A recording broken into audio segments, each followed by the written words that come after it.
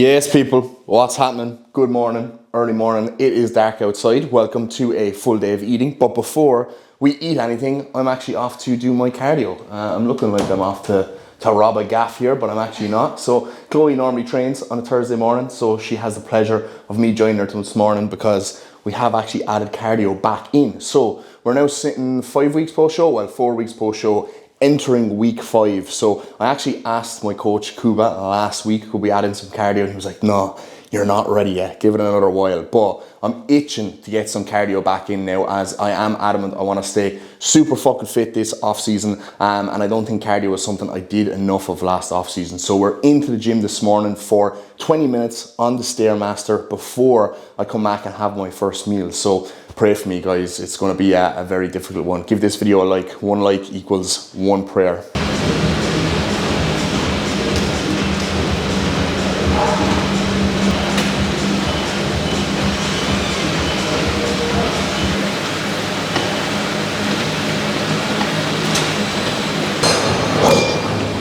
Whew. So 20 minutes on the stairs, wrapped up. I was actually on for like 24-ish minutes, but cardio does not start until you get your heart rate up to the zone it needs to be. So for me, I've been prescribed above 130 beats per minute. So I was on the stairs on setting 6 for about 3 minutes before my heart rate got up above that. And I think it kind of topped out at around 155 beats per minute. So fitness levels are actually in a pretty fucking good spot, to be honest. I didn't actually struggle with that whatsoever. And I thought I might, because I haven't done Stairmaster in quite some time. Obviously, I am absolutely fucking saturated here, but feels good, man. I absolutely love cardio. I don't understand people who don't, because you always just feel so good after it. And maintaining fitness levels in a push-up is going to be super important. You know, normally when I get to the end of the push-up phase and my body weight gets quite high, I start to feel quite lethargic, don't even have the energy to like walk around doing steps, etc. So I reckon being a lot fitter and making sure I keep some cardio in is going to make a huge difference. So that's cardio wrapped up. We're going to go back to the gaff for meal number 1. But first, we're going to hit you with a little physique update, because it has been far too long since I have shown my physique on this channel. So here's where we're at, guys. 97.5 kilos this morning, which was actually a huge jump. It was like 0.7 up from yesterday. I think there's still a little bit of food sitting in my stomach, but we're 5 weeks post-show, nearly just about to start back on blast next Monday, and this is how we're looking.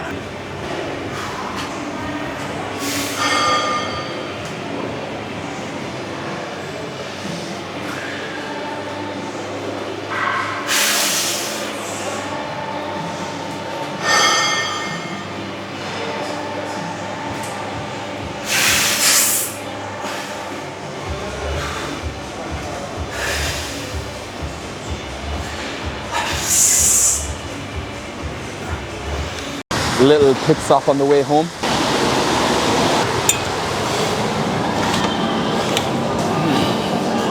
Yeah, please. There we go. Thank you. There we go. I'll drop a cup for you. Lovely. Thank you. Thank you.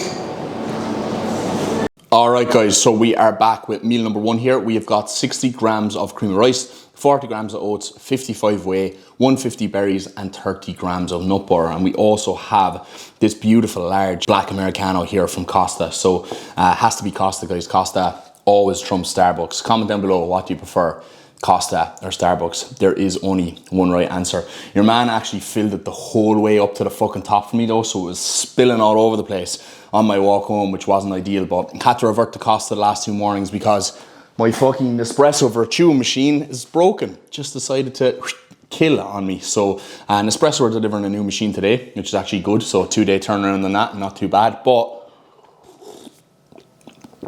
oh, I'm gonna get this coffee into me now, get this first meal into me, and we'll catch up with you in a little bit.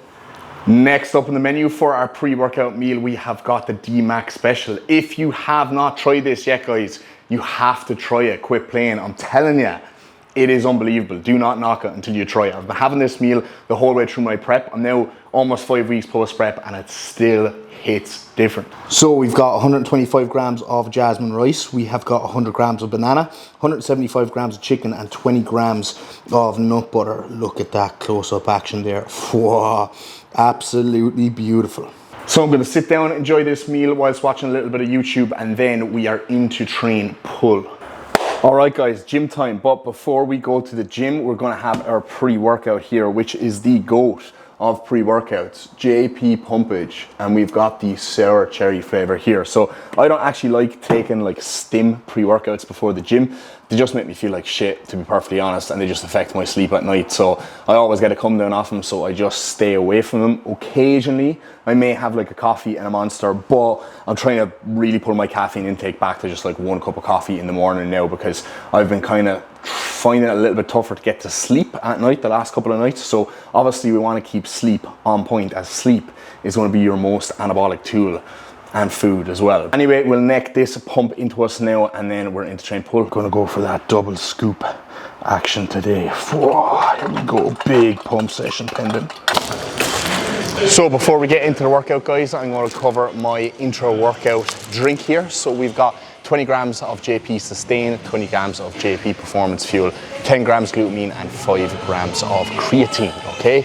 I usually start to drink this the second I get into the gym, and I normally finish around halfway through my session, which is kind of what you want if you are having intra carbs, because let's face it, if you're drinking it at the end of the session, it's not really doing what it's supposed to do. So start sipping this at the start of your session, aim to finish about halfway through, and you should be good, guys. So we're ready to rock, let's go. Alright my people, stay where you are, because today we're going to be running you through a voiceover for some top tips on how to grow a massive fucking back. So first exercise up here, we've got the prime plate loaded pull down. I absolutely love this piece of kit, just so fucking good. So here with the single arm lat pull down, focus is on driving our elbow back towards our hip as hard as we possibly can, okay? So you'll see here, as I drive down and back, I'm getting a really good hard contraction there, getting my elbow as far back down towards my pocket as I possibly can.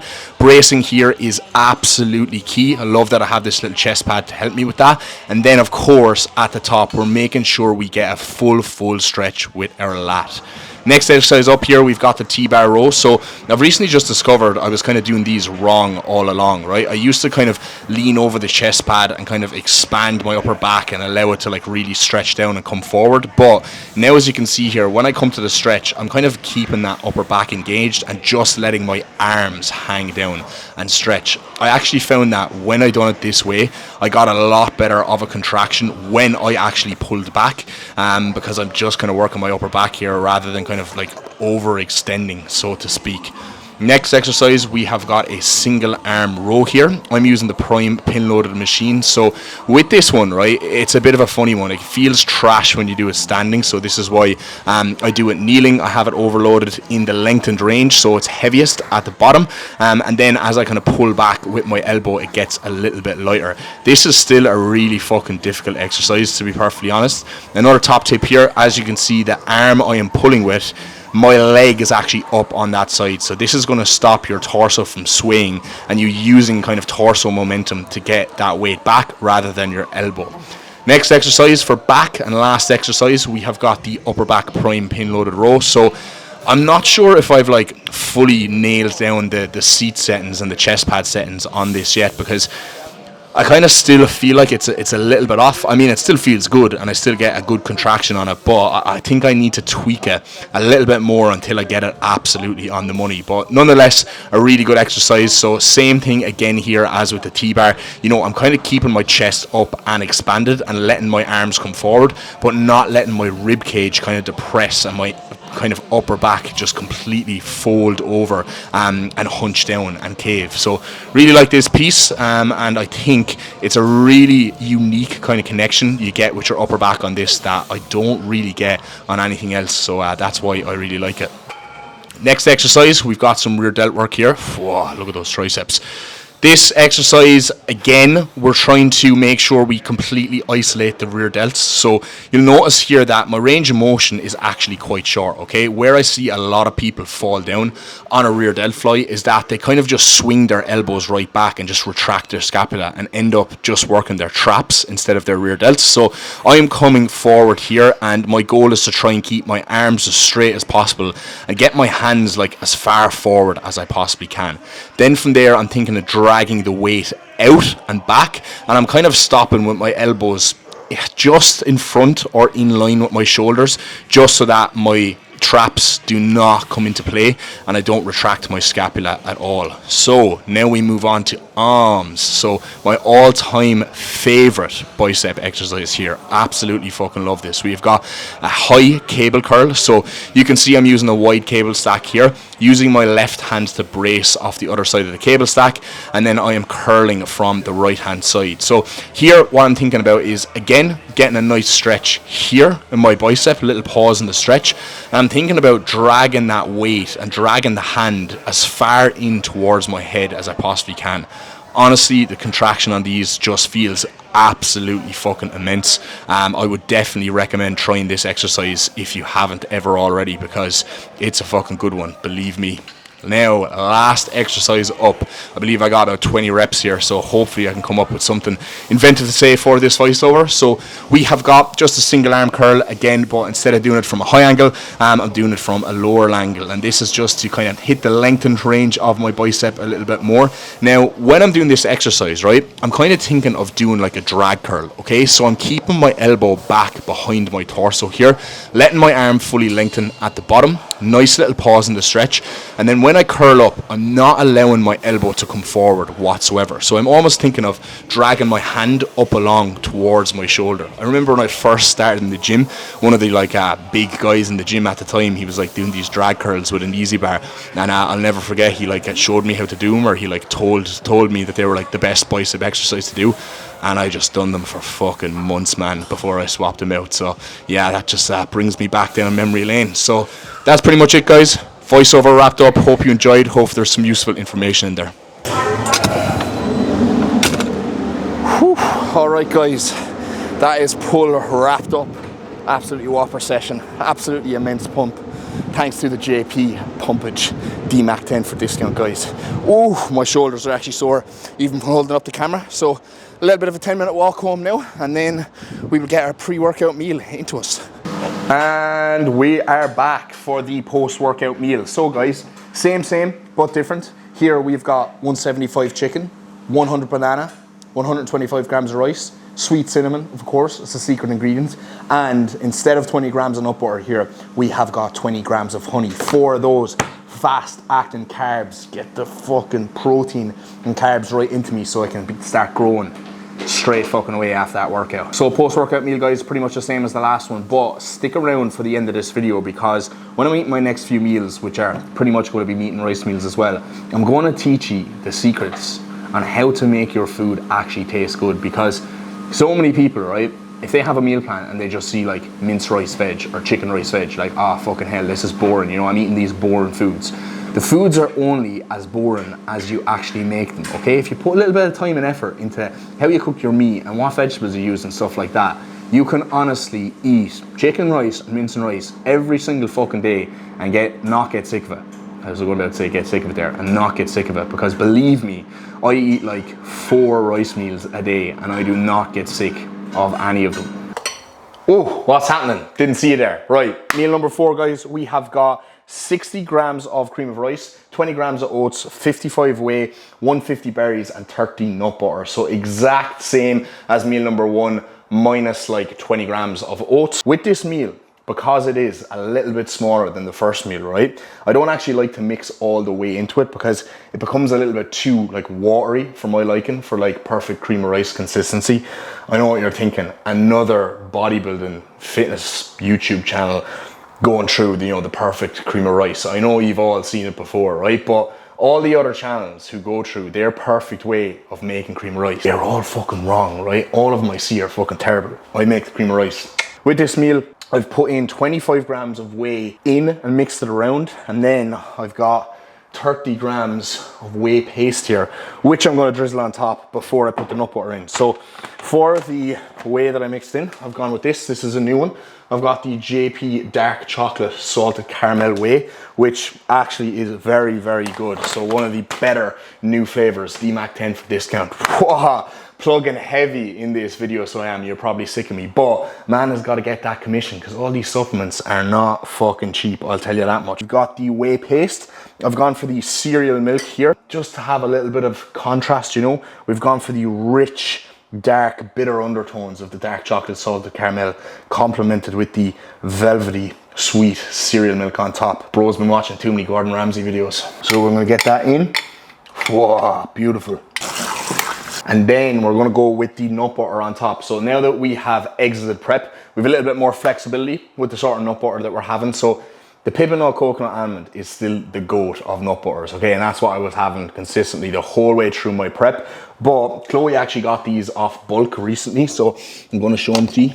We have got, there's actually more where these came from, but there's just 3 of them I have on hand here. So dark chocolate hazelnut butter, that's pretty good. That's like an 8 out of 10, I would say. We've got coconut peanut butter. I'll give that like a 6 because the pippa nut peanut butters are way, way nicer. And then we've got this salted caramel cashew butter. So I think this is what I'm gonna have with this meal. Honestly, this is a fucking 10 out of 10. Whoa!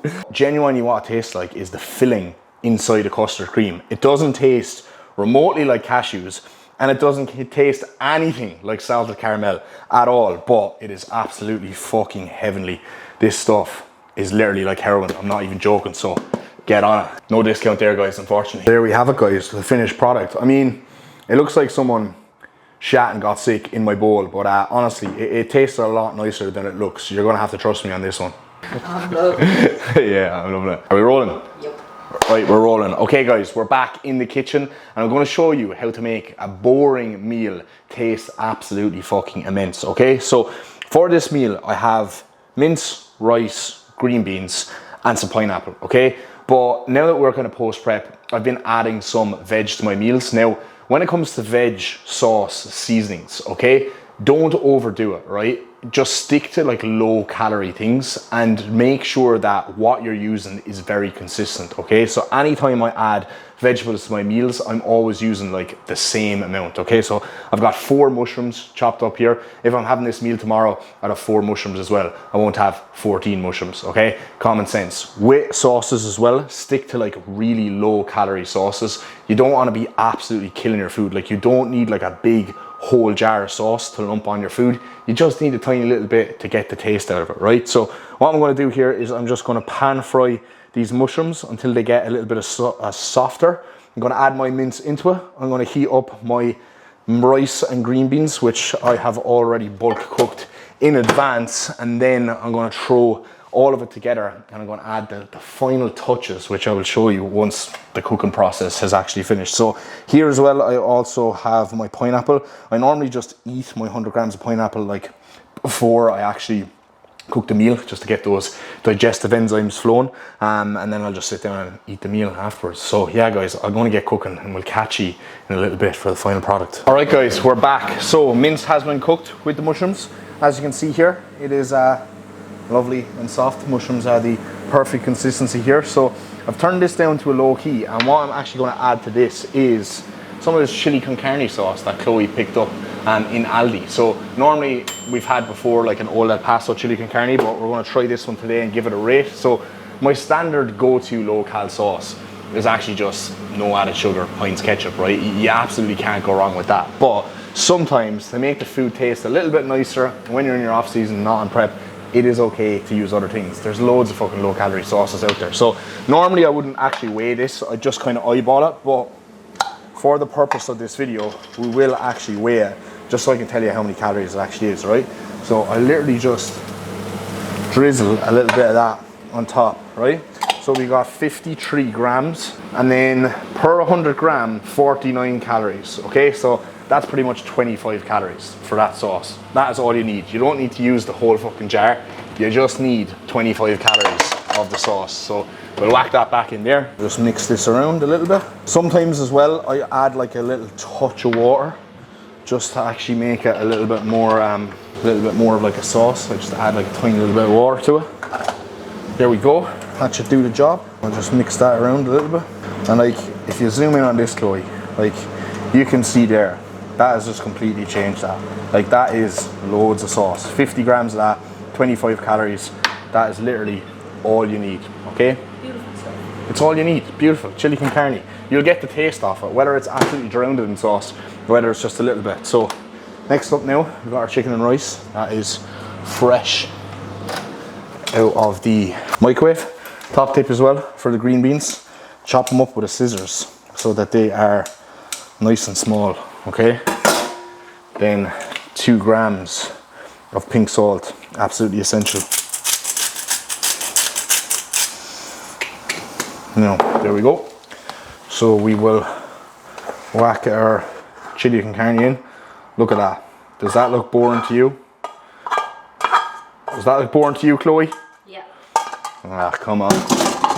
Right, so what we'll do here is just give this a small little bit of a mix, and then for the cherry on top, we're going to garnish it, alright?